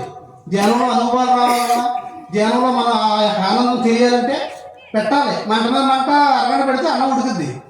ఏకదాటిగా మన గంట 2 గంటలు ధ్యానం చేయాలి. కూర్చుని 10 నిమిషాలకే పావు గంటగా కళ్ళు తెరిచేసి మన చుట్టూ మనకు ఎక్కడ పోతుంది నాకు అనుభవం రాలేదంటారు. ధ్యానం గుర్తుపెట్టుకోండి. ధ్యానం అనేది ఎవరికి అనుభవాలతో పని లేదు, ఎవరికి రావు, ఆనందం అనేది నాకు తెలియట్లేదు అనుకుంటే అది అజ్ఞానమే. ఎందుకంటే సాధన చెయ్యాలి. ఎవరైతే ఇప్పుడు అన్నం తిన్నామండి, చిన్న పెద్ద స్త్రీ కుర్రోడు అని ఏమైనా ఉంటుందా? అన్నం తిన్న కడుపు నిండడానికి అందరికీ ఆకలి తీరుతుందా లేదా? ఫోన్ చేస్తాను. ధ్యానం చేస్తే అందరికీ ఎందుకు ఆనందం అనేది దొరకదు? ఎందుకు దొరకట్లేదంటే మనం అనుకునే విధంగా చేయట్లేదు. ధ్యానం అంటే ఏంటి? ఆలోచనలు కట్ చేసి మన శ్వాస మీద ధ్యాస పెట్టాలి. ఆలోచనలు బయటికి పోతుంటాయి, చదువుల మీదకి, ఆఫీసుల మీదకి, ఉన్న సమస్యల మీదకి, అప్పుల మీదకి, రకరకాల తీసుకుపోతూ ఉంటుంది. మనం ఏం చేసి తీసుకొచ్చి మళ్ళీ శ్వాసని మనం లోపలే ఉంది పరమాత్మ. శ్వాస అనే గురువుగారి దగ్గరికి తీసుకొచ్చి మనం ఆ గురువుగారిని పరిచయం చేస్తే అప్పుడు ఏమవుతుంది, ఆ గురుగారు మనల్ని లోపలికి తీసుకెళ్తారు, ఆ పరమాత్మ దగ్గరికి చేరుతారు. ఆ పరమాత్మ దగ్గరికి ఎప్పుడైతే చేరామో, పరమాత్మ అంటే ఏంటి? ఆనంద నిలయం. ఆనందం తప్ప అక్కడ ఇంకోటి లేదు. ఆ ఆనందం పొందాలంటే గంటలు గంటలు చేయాలి. 10 నిమిషాలు పెట్టి 10 నిమిషాలు చేసి గంట చేసినట్టు ఫీల్ అవుతే అవ్వదు. చక్కగా ఈ మహానుభావులు ఎక్కడో అడుగుల్లో ఎక్కడో గృహంలో చేసుకునేవాళ్ళు, ఆనందాన్ని పొందేవారు. అలాంటిది ఈవేళ ఊళ్ళల్లోకి ప్రతి ఇంటికి ప్రతి ఊరికి పాంప్లెట్స్ ఇచ్చి ఈ గొప్ప విషయాలు చెప్తూ ఉన్నాం. అయినా కానీ ప్రజలు మానవులంతా కూడా నెగ్లెక్ట్ చేస్తూనే ఉన్నారు. ఆనందం నువ్వు సంపాదించే కోట్లలో లేదు. ₹1 సంపాదించిన నుంచి 10 కోట్లు. వేళ మన మంత్రులు, ముఖ్యమంత్రులు కానీ ఎమ్మెల్యేలు కానీ లక్షల కోట్లు ఉన్నాయి. ఆనందంగా ఉన్నారు వాళ్ళు? డబ్బులు ఆనందం ఉంటే డబ్బు తినొచ్చు కదా, ఎందుకు అలా రోడ్డులో అంటే తిరుగుతూ ఉన్నారు? గుర్తుపెట్టుకోండి, ఆనందం అనేది బయట లేదు, మన లోపడే ఉంది. ఏమి చేసినా కష్టం వచ్చిన నష్టము, కష్టము నష్టము అవమానము, 3 కొన్ని కూడా చాలా ఈజీగా జయించవచ్చు ధ్యానం ద్వారా. ఎప్పుడైతే మనం గంటలు గంటలు ధ్యానం చేసామో, ఎవడన్నా తిట్టినా ఎవడన్నా పొగిడినా మనకేముంటుంది? ఆనందమే. ఎంత ఆనందంగా జీవిస్తూ ఉన్నామో. నేను మా చేలో పనిలోకి వెళ్ళినప్పుడు 10 మంది ఉడుపుకి కావాలి, 2 తక్కువ వచ్చారు. మళ్ళీ టెన్షను, ఏమైపోద్ది, గొప్పలు మునిగిపోద్దా? కానీ ఎలా ఉండేవాళ్ళు? 2 మనుషులు లేరు, పని అయిపోద్దేమో, 2 మనుషులు పని అయిపోద్ది. ఇలాగ ఈవేళ ఎలా అవుతుందో రేపు చేసుకోవచ్చు. ఏమైపోద్ది, గొప్పలైనా మునిగిపోతాయండి అంటే ఏంటి కారణం? ఆలోచనే కదా. అంటే అలాంటి ఆలోచనల్ని మనకి చేస్తుంది ధ్యానం. ఏమవుతుంది ధ్యానం వల్ల అంటారు? ధ్యానం వల్ల సంపూర్ణమైన ఆనందం వస్తుంది. అంతకన్నా ఈ ప్రపంచంలో మనిషి కావచ్చు. ఎవడు కోటేశ్వరుడు అంటే, ఎవరైతే కడుపు నిండా తిని కంటి నిండా నిద్రవుతాడో వాడే కోటేశ్వరుడు. డబ్బులున్న వాడు కోటేశ్వరుడు కాదు, కండలు బాగా పెంచుకున్నవాడు కోటేశ్వరుడు కాదు. ఆనందం ఉండాలి ఎప్పుడు కూడా. నేను సినిమా చూస్తే, సినిమాలో ఎవరన్నా ఏడుతుంటే సీన్ వస్తే ఏడ్చేసేవాడు పోలేమంట. మొన్న మా నాన్న 7-8 ఏళ్ల క్రితం మా నాన్న పోయాడు, ఏడలేదు. ఏంట్రా నువ్వు అలాగే ఏడ్చేసేవాడు, ఎవరు ఏడుతులేదు? మా అక్క వాళ్ళు మా తమ్ముళ్ళు అడుగుతున్నారు, ఎందుకు ఏడాలి? ఆయన అయిపోయింది, టైం అయిపోయింది. ఆయన శరీరం ఈనాళ్ళు 70 సంవత్సరాలు జీవించారు. వెళ్ళిపోయిన తర్వాత ఆనందంగా పంపించాలి తప్ప మనం ఎందుకు బాధపడాలి? ఇలాంటి విషయాలు ఏం తినాలి, ఏం తినకూడదు, ఏది మంచి, ఏది చెడు, ఏది ధర్మం, ఏ ధర్మం అన్నీ తెలిస్తే ధ్యానం చేస్తే. ధ్యానం ఆషామాషి కాదు. మనలో ఉన్న ఆనందాన్ని మనం పెంచుకోవాలి తప్ప బయట మన ఇమ్యూనిటీ పవర్, మన కరోనాలో చెప్పారు, ఇమ్యూనిటీ పెంచుకోవాలంటే కోడి మాంసం తినాలని, లేదా ట్యాబ్లెట్లు మింగాలని చెప్తున్నారు. ఇమ్యూనిటీ మాంసాల్లోనూ హాస్పిటల్లో డాక్టర్ చేతిలో లేదు, మన చేతిలోనే ఉంది. కరోనా వచ్చినా నన్ను ఏమీ చేయలేదు, కరోనా వస్తే నన్ను ఏం చేద్ది అని మనం ఎప్పుడైతే మనం లోన ఒక స్థిరంగా ఉన్నామో, కరోనా కూడా మనల్ని ఏం చేయదు. ఇవాళ 500-600 కోట్లు కోటేశ్వరులందరూ కూడా భయపడిపోయి డబ్బు అంతా ఏమైపోతుందని భయపడి చనిపోయారు లేదా? అపర కోటేశ్వరులు చనిపోయారు. ఏ డబ్బు లేక చనిపోయారు వాళ్ళు? ఎందుకు చనిపోయారంటే భయం, డబ్బు అంతా ఏమైపోతుందో, నాకు కరోనా చేసి చచ్చిపోతానేమో అని. అది అలాంటి ఇమ్యూనిటీ పవర్ పెరగాలంటే కేవలం ధ్యానం. ఎటువంటి దుఃఖానైనా ఎటువంటి కష్టానైనా జయించేది కేవలం ధ్యానం మాత్రమే. ధ్యానం అంటే ఇది మామూలు ప్రయత్నం కాదు. దీన్ని చేసి దీన్ని పూర్తిగా దాన్ని మనం ఎవరో వాళ్ళు సంపాదించుకునేది, ఇంకొకరు చెప్తే చేసేది కాదు. ధ్యానం మనం చెయ్యాలి. మనం పూర్తిగా చేసిన తర్వాత అనుభవించి, నేను ఎక్కడన్నా మాట్లాడాలంటే ఎవరి దగ్గర చెప్పాలంటే భయపడిపోయాను. అందుకే నువ్వు అందరితో చెప్పడం కూడా జరిగింది. ఇవాళ చక్కగా వెళ్ళి మనం 100,000 మందికి మనం చెప్పుకుందామంటే కారణం ఏంటంటే ధ్యానం. ఎక్కడికన్నా మనం వెళ్ళి చెప్పవచ్చు, ధైర్యంగా జీవించవచ్చు, ఎవరి దగ్గరైనా మనం మాట్లాడగలం. ధ్యానంలో అంత పవర్ ఉంటుంది. ఈవేళ ఎవరైనా సరే ఎమ్మెల్యేలు, ఎంపీలు అలాంటి వాళ్ళని నిలబెట్టి మీరు ఎలా చేస్తారని అడిగేస్తున్నాం భయం లేకుండా. ఎందుకంటే ధ్యానం ఒక పవర్ అలాంటిది. అంటే అందరం అడిగేయమని కాదు, అంటే అంత మనం ధైర్యంగా ఉంటాం. ఏమైపోద్ది, ఆడేమన్నా అంటే ఏమైపోతుంది, కొంపలు మునిగిపోతాయా అని ఉన్న విషయాన్ని ముఖం మీద మాట్లాడే విధంగా అంత అలాగా ప్యూరిటీగా తయారయ్యారు. ఆ ధైర్యం, ఆ ఒక బలం, ఒక ఆనందం ఎక్కడ వస్తాయంటే ధ్యానంలోనే. చక్కగా అందరూ ధ్యానం చేద్దాం. ధ్యానం అంటే ఆషామాషి కాదు. సర్వరోగ నివారణ. సంవత్సరానికి 3 సార్లు జ్వరం వచ్చి టైఫాయిడ్ వచ్చేసి రకరకాల 10 సంవత్సరాల నుంచి వేళ ఒక ట్యాబ్లెట్ వేసుకుంటాం ఎరగండి. ఒకసారి గట్టిగా క్లాస్ పడతాం ధ్యానానికి. ఎంత ఆనందంగా జీవితున్నాము. మా మా మిస్టర్స్ తన్నుతుంటే ఆనందపడేవాడిని. అబ్బో నేను ఎంచుకుని వచ్చినట్టున్నాను తనని. ఈమె ఈ రకంగా ఆవిడ ఆ పాత్ర తీసుకుంది, నేను ఈ పాత్ర తీసుకుందాను.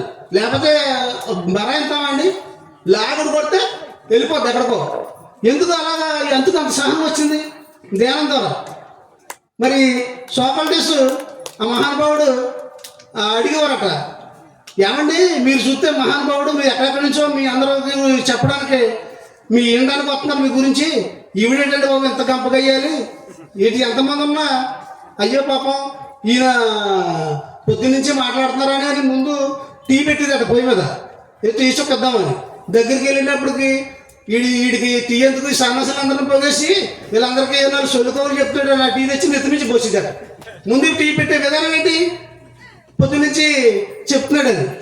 అంటే అప్పుడు అన్నారంటే అందరూ, సరే ఏంటంటే మీరు చూస్తే మహాజ్ఞాని ఎక్కడెక్కడి నుంచో మీ దగ్గరికి వస్తారో, ఈవిడేటండి బాబు ఇంత కంపగా అయ్యాలంటే ఆయన అన్నారట, నా భార్యని ఏమనకండి అయ్యా, నెత్తి మించి వేడిగా పోసుకుంటే నెత్తి మించి వేడిగా పోతే చల్లగా ఎలా ఉండాలో నా భార్య ఏమో తెలిసిందన్నట. ఒకసారి గట్టిగా పేర్చుకోవడం, నెత్తి మించి వేడిగా పోతేనట చల్లగా ఎలా ఉండాలో ఆవిడ వాళ్ళు తెలిసిందట ఆయన. అంటే ఒక జ్ఞానం అలా ఆలోచించారు. మనమైతే ఏం చేస్తామండి, శుభ్రంగా అక్కడ ఏ కర్ర ఉందో ఏ రోడ్డు ఉందో చూసుకుంటాం, పక్కనే శుభ్రంగా ఏదో ఒకటి రెండు ఎరపెట్టేసేసి బట్టలు కూడా సరిచేసి ఇంటికి పంపేస్తాం. మహానుభావుడు ధ్యానం ఒక గొప్పతనం అది. ఇంకొకటి చెప్పుకున్నాం ఆయన గురించి. ఇంకా 2 గంటల్లో సోక్రటీస్ ఇస్తారు. ఇంకా అంటే ఎలా ఉంటుందండి ఇక్కడ, నేను ఎమ్మెల్యే అని లేకపోతే నేను ఈ సొసైటీని నడిపిస్తున్నాను, ఇది నేను చెప్పేదే ధర్మం అంటారు. ఆ మహానుభావులు ఎలా ఉంటుందో వాళ్ళంతా దివ్య జ్ఞానంతో ఉన్నవాళ్ళు. ఒరే నువ్వు చేసేది ధర్మం కాదురా, నువ్వు అన్నీ భక్తి చేసి కోళ్ళు కోసి తింటావు, మేకలు కోసి తింటావు, అది గొప్ప ఇది గొప్ప అంటావు అని చెప్తే ఈ వ్యతిరేకత ఏర్పడింది ఆయన మీద. 2 గంటల్లో విశ్వవిచ్చేయాలి అని చెప్పారు, ఫిక్స్ అయిపోయారు. అయితే ఆ టైం పక్కన ఒక అతను అడుక్కుని అతను పాట పాడుకుంటూ వస్తున్నాడట. జైలర్ని, సార్ ఆ పాట చాలా బాగా పాడుతున్నాడండి ఆయన, ఆయన అడుక్కునే ఆయన, ఆ పాట నాకు కొంచెం నేర్చుకుంటాను పిలిపించండి అని జైలర్తో చెప్పాడండి. ఇదేంటి నీకు అసలు ఏమన్నా బుర్రాన ఉందా నీకు, 2 గంటల్లో ఇసువిచ్చేస్తాం, 2 గంటల్లో చనిపోతావు నువ్వు, నీకు ఆ పాట నీకేం చేసుకుంటావు నువ్వు అంటే, అలా కాదండి మీ ఇష్టం అయితేనే దయచేసి ఒకసారి సరదాగా పాడుకుందామని అంటాడు. అలా ఆశ్చర్యంతో మనకి ఎలా ఉంటుంది చెప్పండి, 2 గంటల్లో ఊరు తీస్తారు, ఏంటి పరిస్థితి, మొత్తం ఎన్ని దేవుళ్ళు ముక్కేస్తాం తప్పించండి.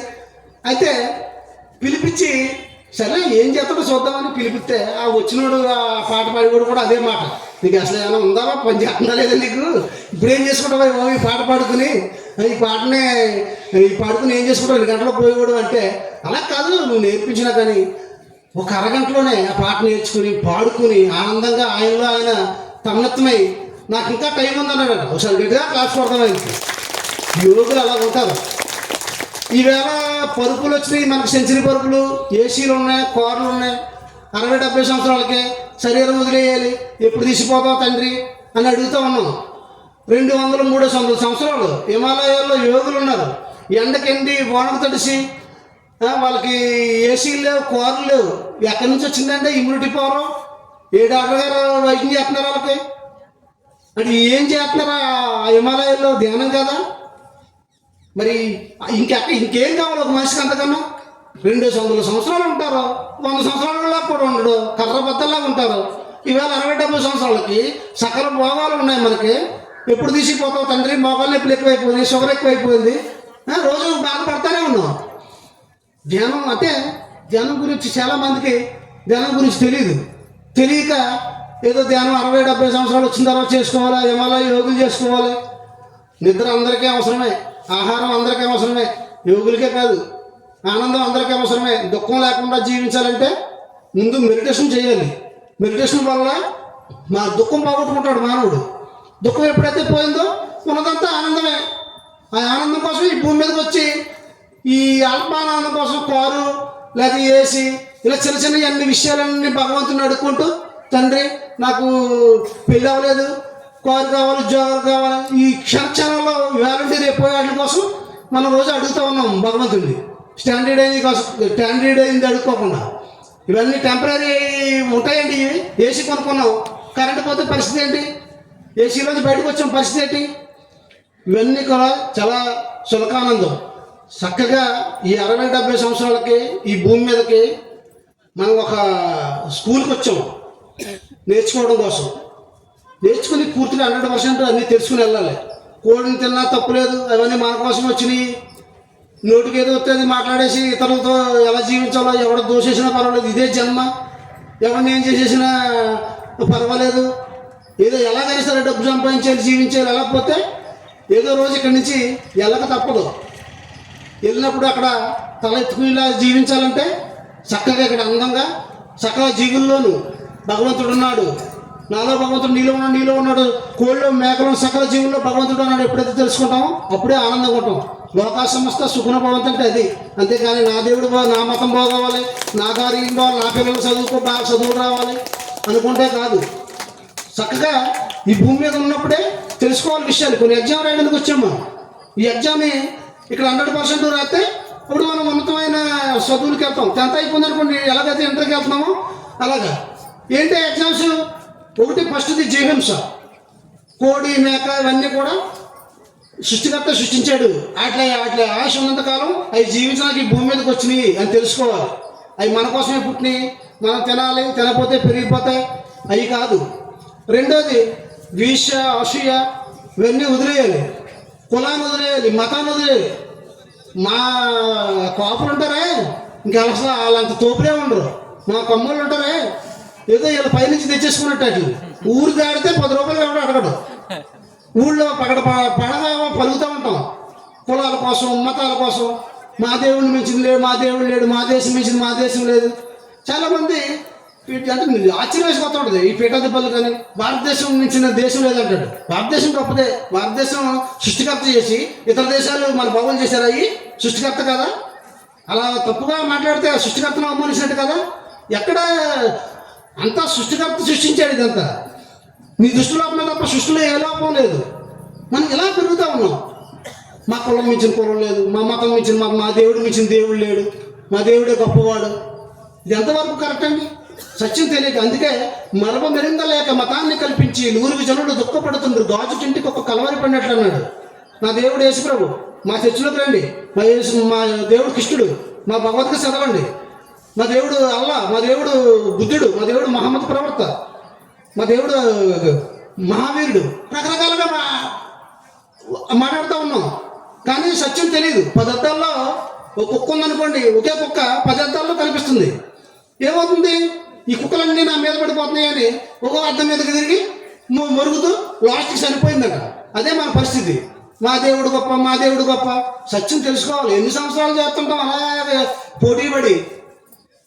భగవంతుడు ఫస్ట్ ఆ దేవుళ్ళు అనేవాళ్ళు భక్తి మార్గాన్ని పెంచడానికి, మనం ఆనందంగా ఉండడానికి ఆ మహనీయులు భూమి మీదకి వచ్చి వాళ్ళ పనులు పత్రిజీ ఎలాగైతే ఈ భూమి మీద ఆయన చేయవలసిన శరీరాన్ని చేసేసి అలాగే శరీరాన్ని చూసి వెళ్ళిపోయారు. వాళ్ళందరూ అదే వెళ్ళిపోయారు. పత్రిజీ ఉన్నారు అప్పుడు ఇక్కడ.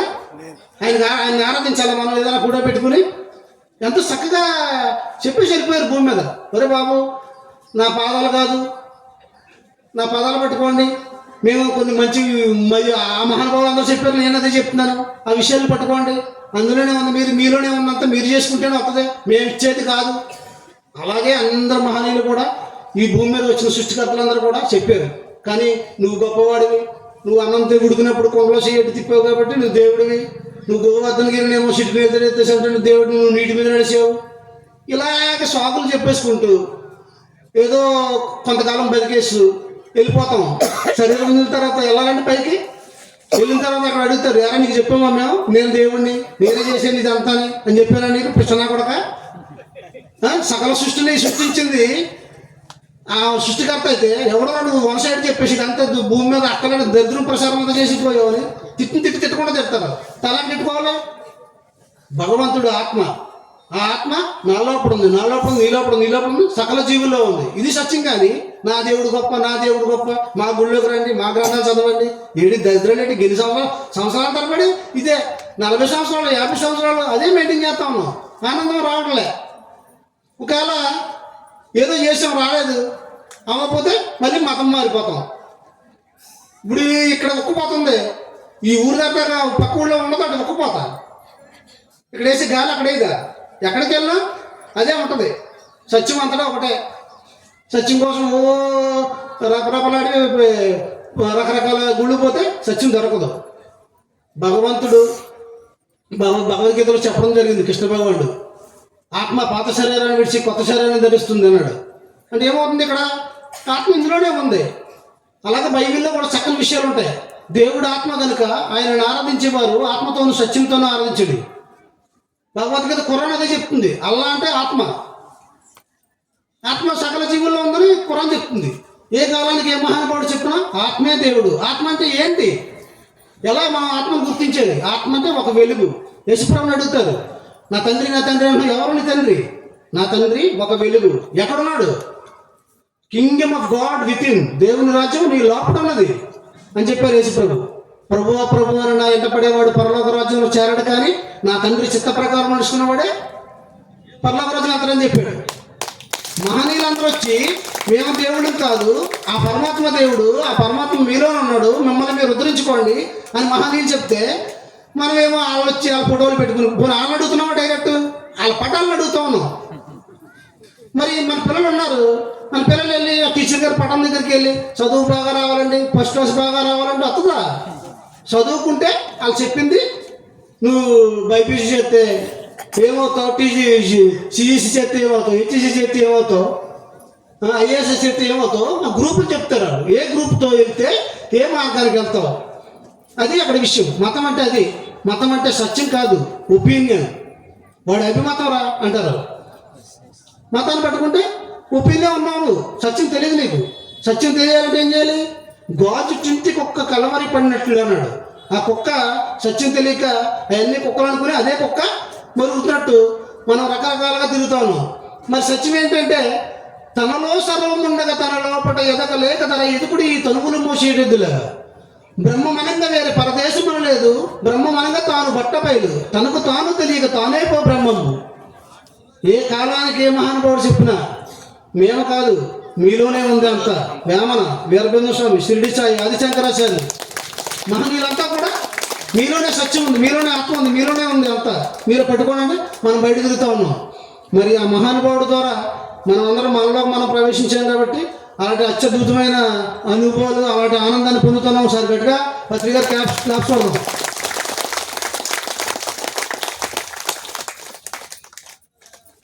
ఓకేనండి. మరి ఏమైనా డౌట్స్ ఏమైనా ఉంటే అడగచ్చు.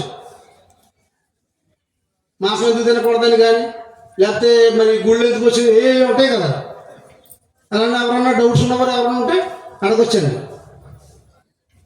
మేడం ఎవరైనా అడుగుతారా?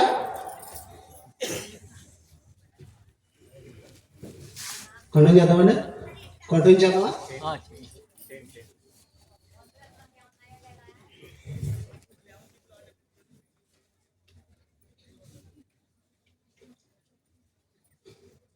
ఏదో రోజు ఈ శరీరాన్ని వదిలి ఖచ్చితంగా మనం ఉన్నత లోకాలకు పోవాలి ఏదో రోజు. అందుకే పుట్టుటయు నిజము, పోవుటయు నిజము, నట్టనడి నీ పని నాటకం అన్నాడు.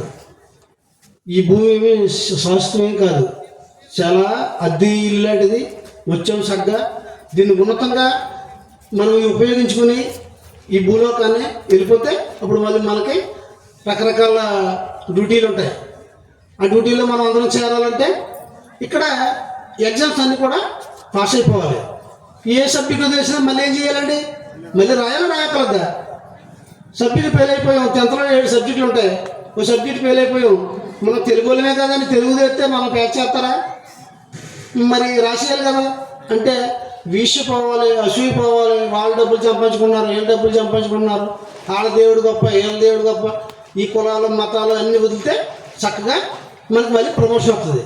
మళ్ళీ మంచి ఎలా ఉన్నతంగా భగవంతుని తెలుసుకోవాలి, లేకపోతే భగవంతుడి గురించి ఎలా బోధించాలి, అలాంటి ఉన్నతమైన జీవితాలు వస్తాయి మనకి. అప్పుడు అవన్నీ జీవించిన తర్వాత ఇదంతా కూడా 1వ తరగతి నుంచి 5లోకి, 5లోంచి 10, 10లోంచి మనం ఎలాగ డిగ్రీలు ఎలాగైతే పూర్తి చేస్తున్నామో అలాగే అంతా కూడా స్కూల్ ఇది. దీనికి ఆప్టింగ్ అనేది ఉండదు. ఇక్కడి నుంచి కోడిని కోసి, మేకను కోసి, లేకపోతే మనుషులు భార్య ఉంటుంది, తాగి వచ్చేసి పీగమ కాలేజీలలో నలిపేస్తుంటాడు. మరి పైకి వెళ్తాం ఏదో రోజు. పైకి వెళ్ళిన తర్వాత అక్కడ అడుగుతారు, నాయన ఏంటి అంతలా ప్రవర్తించామంటే, ఏ తాగిన తింపులు ఏమి తెలియలేసాము, మరి ఏదో ఆశ చేశాను అంటే అక్కడ ఏమో నడదండి. శుభ్రంగా మనల్ని చేస్తారు. సార్ చెప్పారు ఏమనంటే ఒక రూమ్ ఉంటుంది అక్కడండి, అంటే మనకి నూనెలు ఏపడాలో అలాగే ఏమి ఉండవు, కానీ ఒక రూమ్ ఉంటుంది. రూమ్లోకి వెళ్ళి నువ్వు చిన్నప్పటి నుంచి మరి పోయే వరకు ఏమేమి అద్భుతాలు చేసావో ఒకసారి రూమ్కి వెళ్ళి చూసుకున్నారా ఆయన అని చెప్పి పంపిస్తారట. మనం ఈ తిప్పేసినవి ఉంటాయి కదా, అంటే ఈ ఫేను ఎప్పుడైతే ఆవిడని జుట్టు పట్టుకుని పెట్టేసి పీక మీద కత్తెట్టి మళ్ళీ నేనేదో కోళ్ళు కోసినట్టుగా కోసేస్తే ఇవన్నీ ఫేన్ ఏం చేయాలి, అక్కడ మనం అనిపించాలి. అప్పుడు ఏమవుతుంది, ఓహో నీ ఇంత బాధ పెట్టినా వెళ్ళి అని మనకు అర్థమవుతుంది. అప్పుడు అర్థమైనప్పుడు ఏం చేస్తామంటే అప్పుడు ఆ శరీరం తీసుకెళ్ళిన తర్వాత మళ్ళీ వచ్చినప్పుడు సైలెంట్ అయిపోతాం. ఇది ఏం మాట్లాడాడురా ఇలా ఉంటాడు అంటే ఏం మాట్లాడతాడు, దెబ్బ తినేసి ఉన్నాడు అక్కడ, శుభ్రంగా రౌండ్ పెట్టేసారు. తర్వాత అన్ని అనుభవం వచ్చింది, అప్పుడు ఏం చేస్తాడు, సైలెంట్ అయిపోతాడు. అందుకే చాలామంది సైలెంట్గా ఉంటారు. ఈ ఇంకా సైలెంట్గా ఉండకుండా ఈ ఓగేసి ఈ రకరకాల క్రియలు చేసేసి వాళ్ళకి ఇంకా అక్కడ ఉంటుంది. ఎప్పుడైతే అలాంటివన్నీ వదిలేసుకుని చక్కగా అందరిలో దైవత్వాన్ని చూసుకుంటా ఎప్పుడైతే వెళ్ళిపోయామో అలాంటి వాటికి మనం లోపడక్కలేదు. అప్పుడు మనకి మంచి ప్రమోషన్ వచ్చి చక్కగా ఉన్నతంగా ముందుకెళ్ళడానికి ఆస్కారం ఉంటుంది. లేదనుకోండి మళ్ళీ రిపీట్ అయిపోయి మళ్ళీ 10వ తరగతి 5-6 సార్లు చదవాలి. ఒకే సంవత్సరంలో అన్ని సబ్జెక్టులు రాసేయగలమండి, రాయలేమా? రాసేయగలుగుతాం కదా. అదే ఒకే సంవత్సరం ఒక సంవత్సరానికి ఒక సబ్జెక్ట్ రాసుకోవచ్చు, అది మన ఇష్టం. అలాగే చక్కగా ఎప్పుడైతే మనం ఏం లేదండి, భూమి మీద ఇవన్నీ రాయడానికి 2 ఉన్నాయి ప్రపంచంలో ఒక జ్ఞానిగా మసలడానికి. ఏంటో 2 అంటే, ఒకటి అహింస, 2 సత్యం. సత్యం అంటే ఆత్మ, ఆత్మను ఆరాధించడం. అహింస అంటే ప్రతి జీవిలోనే ఆ ఆత్మే ఉంది అని తెలుసుకోవడం. దీనికి తల కింద కట్టి క్వాలిఫై కట్టి తపస్సు చేయని అవసరం లేదు. 2 విషయాలు తెలుసుకోవాలి, ఒకటి అహింస, 2 సత్యం. సత్యం ఏంటంటే అనేకులు ఉండవు, నీకో దేవుడు నాకో దేవుడు ఉన్నాడు, అందరికీ ఒకటే దేవుడు ఉంటాడు, అందరికీ ఒకటే శ్వాస, అందరికీ ఒకటే ఆత్మ. శ్వాసకి మతం లేదు, ఆత్మకి రూపం లేదు. అదే గొప్ప ఆరాధన, అదే నిజమైన ఆరాధన. చక్కగా ఆ పరమాత్మని ఆరాధించే మార్గం ధ్యానం. మరి ఎక్కడికో వెళ్ళి అక్కడ గుడిలో ఉన్నాడు, ఎక్కడ కొండలో ఉన్నాడు, అక్కడికి వెళ్ళి అలా ఆరాధించగలం ఆయన. మనం మనలో ఉన్నవాడిని మనం ఎప్పుడైతే మనల్ని ఆరాధించామో ఉన్నదంతా అదే దైవం. అంత ఈజీ మార్గం. మరి ఆ మహానుభావుడి ద్వారా ఇలాంటి గొప్ప విషయాలు మనం తెలుసుకుని ఎంతో ఆనందంగా ఉన్నాం. ధ్యానం చేద్దాం. ఓకే, 2 నిమిషాలు ధ్యానం చేద్దామండి.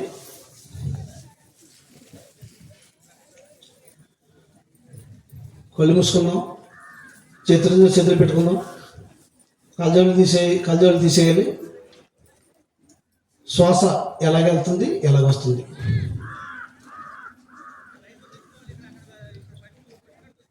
పుట్టుటయు నిజము పోవుటయు నిజము, నట్టనడి నీ పని నాటకము, ఎట ఎదుట గలది ప్రపంచము, కటకడవటిది కైవల్యము.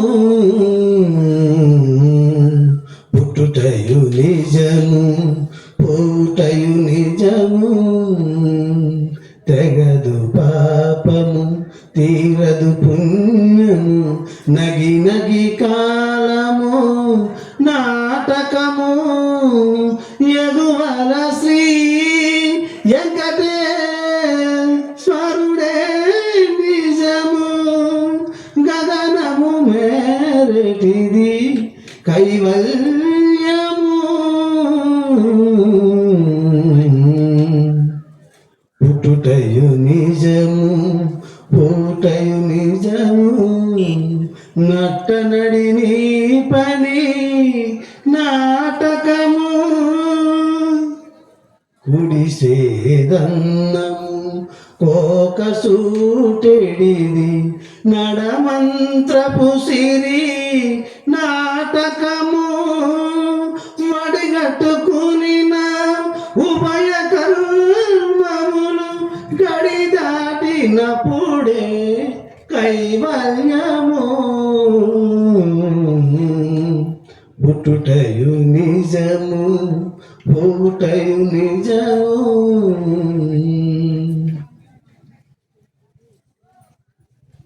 ఆఖరి 1 నిమిషం, ఎవ్వరు కళ్ళు తెరవరాదు.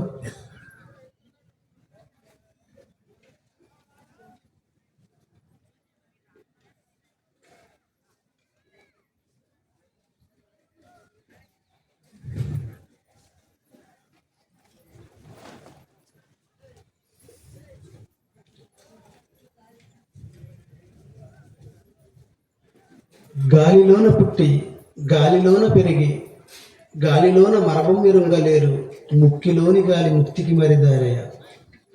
భగవంతుడిచ్చిన ఆశ్వాసతోనే పుట్టి ఆశ్వాసనే రోజు పీల్చుకుంటూ పెరిగి శ్వాసలోన మరపం మెరుంగలేరు, ముక్కిలోని గాలి ముక్తికి మరి దారయ్య. భగవంతుడిని చేరాలంటే ముక్కులో గాలిని పట్టుకోమన్నాడు వేమన.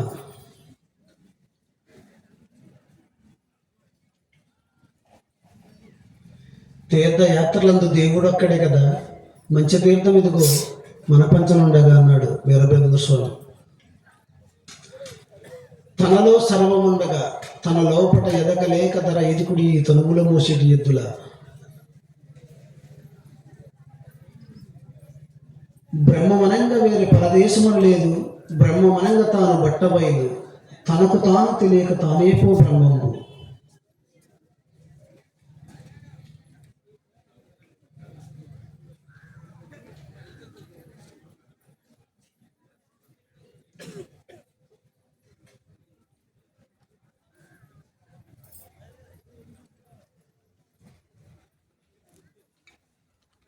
ఓకేనండి, 2 సెట్లు తీసుకుని కళ్ళ పెట్టుకుందాం.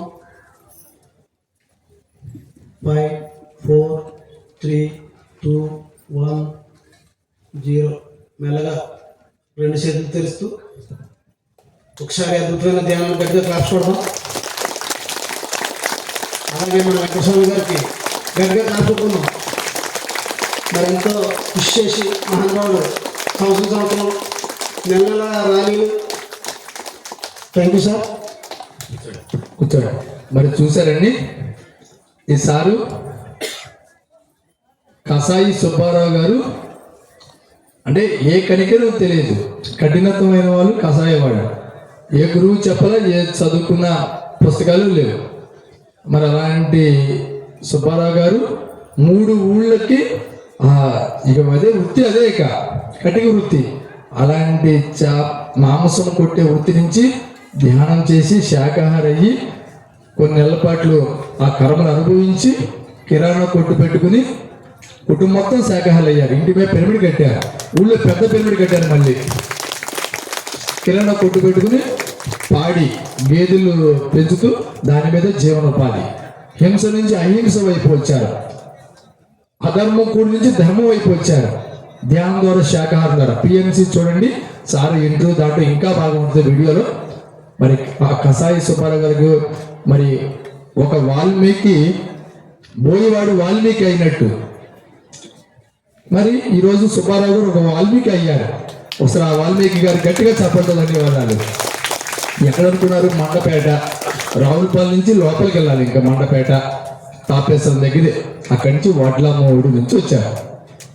నిజంగా గ్రేట్ మాస్టర్.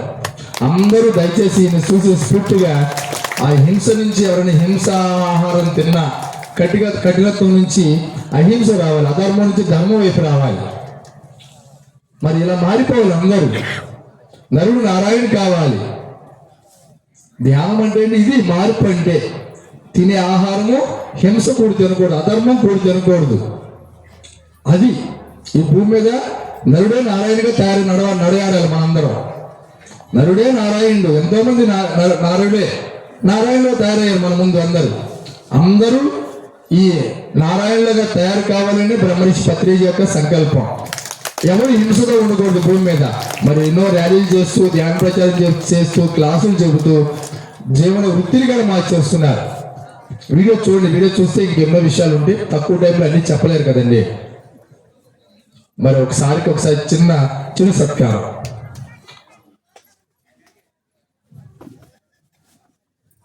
సార్ వీడియో తీయండి, మ్యూజిక్ పెట్టండి, సంగీతం మ్యూజిక్. అది కదా సంగీతం మ్యూజిక్ పెట్టండి. సన్మానం ఫోన్ చేసి కొత్త వారంతా కూడా పక్కన కేర్ సెంటర్ పెట్టారు. ప్రతి ఒక్కరు కూడా కేర్ సెంటర్లోకి వెళ్ళి ధ్యానం గురించి తెలుసుకుని ధ్యానం చేయడం వల్ల ఎన్నో లాభాలు ఉన్నాయి. ఫోన్ చేసిన తర్వాత ప్రతి ఒక్కరు ఫోన్ చేసిన తర్వాత కొత్త వారందరూ కూడా కేర్ సెంటర్ పెట్టారు పక్కనే. అలాగే ఏఎంసీ ఛానల్ అనేది మీరు ప్రతి ఒక్కరు కూడా సబ్స్క్రైబ్ చేసుకోవాలి. ఏఎంసీ ఛానల్లో ఎన్నో ప్రోగ్రామ్స్ 4 సంవత్సరాల ఎన్నో ప్రోగ్రామ్స్ జరుగుతాయి, అన్నీ కూడా దాంట్లో వస్తాయి.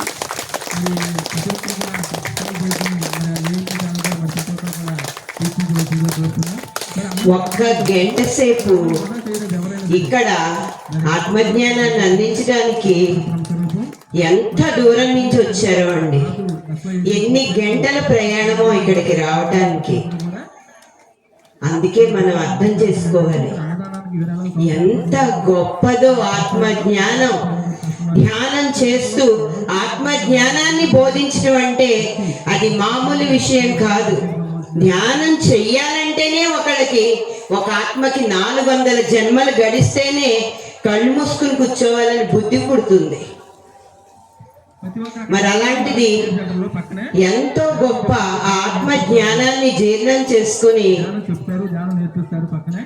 రాక్షసుడి స్థితి నుంచి ఆ పరమాత్మ దైవ స్థితికి ఎదిగిన ఈ మహానుభావుడికి, ఆయన యొక్క అనుభవాలకి మరొక్కసారి మనందరం ధన్యవాదాలు తెలియజేస్తున్నాం.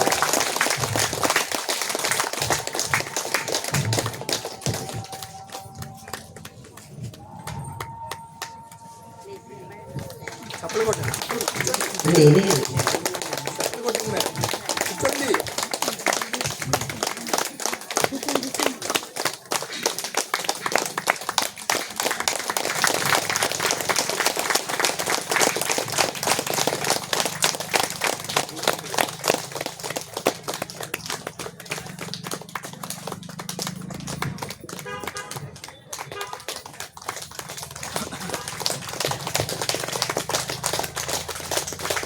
మేడం గారు దగ్గర రండి. సార్ నిల్చోండి.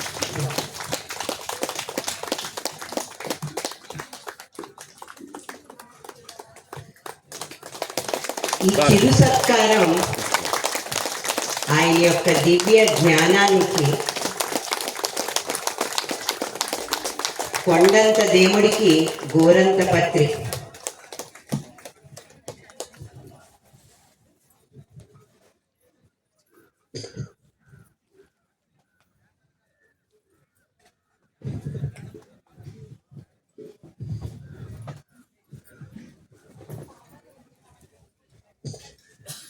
ఎవరికి ఎప్పుడు భోజనానికి వెళ్ళాలనిపిస్తే అన్నదాన ప్రాంగణానికి వెళ్ళి ప్రసాదం తీసుకుని మళ్ళీ వచ్చేయండి. ఇక్కడ మనకి విజయవాడ నుంచి the great pyramid master Sridevi గారు వచ్చి ఉన్నారు. మరి ఆవిడని వేదిక మీదకి ఆహ్వానించుకుందాం. మనందరి కరతాళ ధ్వనులతో భోంచేసి వచ్చి ఇక్కడ కూర్చోండి. ఎవరికి ఎప్పుడు వెళ్ళాలనిపిస్తే అప్పుడు. అందరూ ఒకేసారి వెళ్లకుండా ఉంటే మన ధ్యానం ద్వారా మనం పొందిన ఆ స్వీయ క్రమశిక్షణ, ఎవరికి వాళ్ళు మనకి మనమే క్యూ పద్ధతి పాటిస్తూ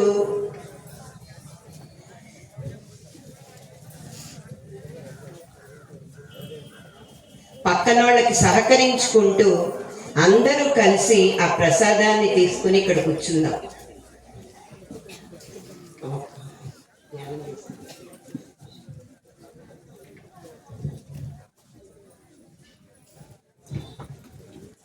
ఇక్కడ అందరూ ధ్యానంలో ఎవరు కూర్చి వాళ్ళు సర్దండి. మేడం నేను కూడా ధ్యాని, నేను సేవకుడే, మీరందరూ ధ్యానులు, మీరందరూ సేవకులే. ఈ ప్రాంగణంలో ప్రతి ఒక్కళ్ళు సేవ చేసే తీరాలి. ధ్యానం చేయని సేవ తెలీదు. ధ్యానం చేసేవాళ్ళు కుర్చీని సర్దండి, సర్దండి.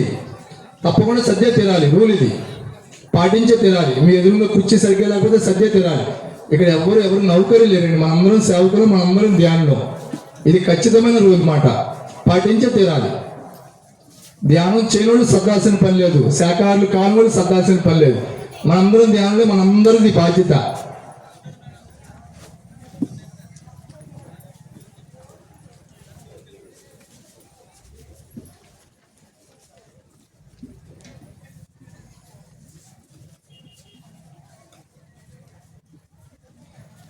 Madam Sridevi madam Gudivada pyramid master Rajakumari గారి ద్వారా ధ్యానం నేర్చుకుని ధ్యాన సాధన చేస్తూ, ఆవిడ ఎవరే క్లాస్ చెప్పినా డైరీ పెన్ను పెట్టుకుని ముందు సీట్లో కూర్చొని రాసుకుంటూ ఉంటారనమాట. రాసుకుని సాధన చేస్తూ ఆ లోపల నుంచి వచ్చే ప్రశ్నలకి ఆ గంటలు సాధన ద్వారా సమాధానాలు తెలుసుకుంటూ లలిత సహస్రనామాల్లో ఆ అర్థాలు మామూలుగా మనం చదివేసుకుంటూ ఉంటాం. అర్థాలే కాదు, ఆ లోతైన అంతరార్థాలు పరమార్థాలని కూడా తెలుసుకుంటూ అందరికీ బోధిస్తూ ఉన్నారు. కలిదిండి నుంచి బాస్ గారు వెంకటేశ్వరరావు గారు మరి ఇక్కడికి వచ్చి ఉన్నారు. ఒక 5 నిమిషాలు ఆయన సందేశం కూడా తీసుకుందాం. మనందరి కరతాళ ధ్వనులతో ఆయనకి ఆత్మీయ స్వాగతం చెప్తాం.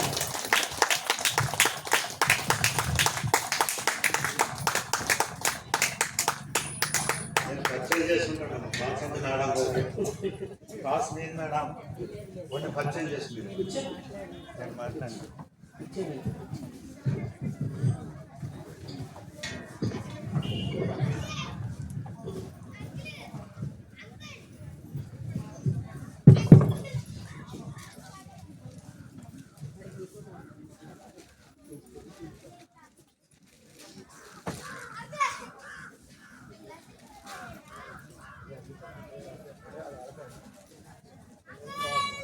సైలెంట్ గా ఉందాం, ఎవరు మాట్లాడదు.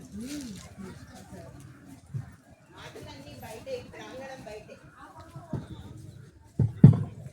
జై గురుదేవ్.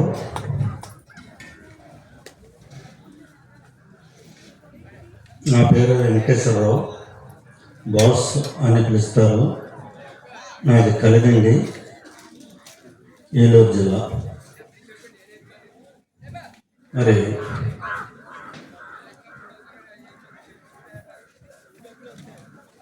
ఈరోజు క్లాసు శ్రీదేవి మేడంది. నేను పరిచయం చేసుకుంటానికి వేదిక మీద వచ్చాను.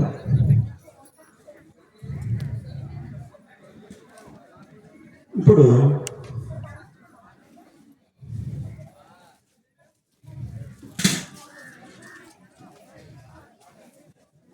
నారదుల వారు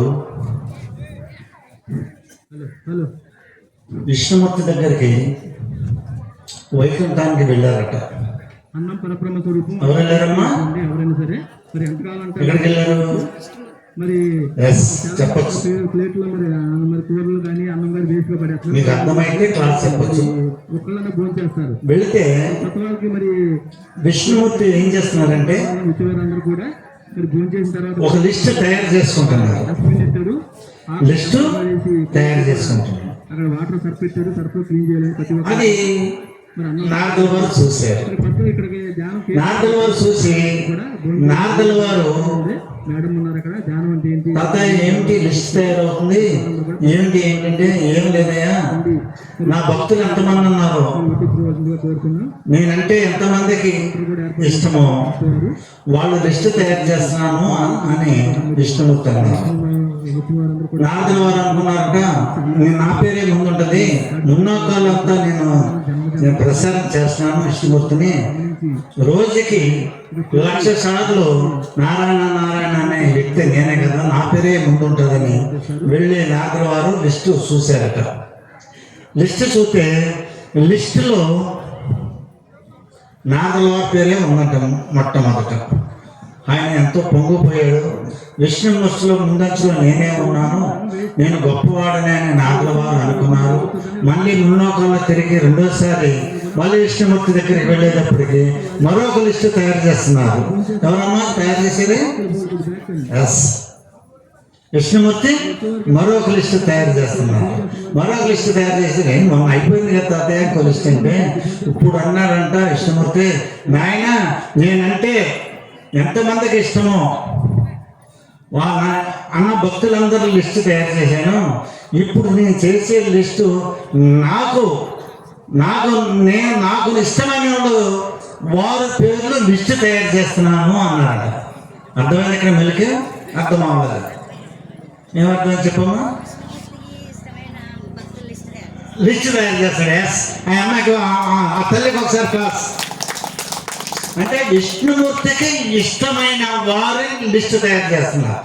ఇప్పుడైనా నేనే ముందుంటాను, ముందంచులో ఉంటూ నేనే ఉంటాను కదా నారదుల వారు ఆనందపడి వెళ్ళి లిస్టు తయారు చేస్తే ఆయన పేరు లిస్టులో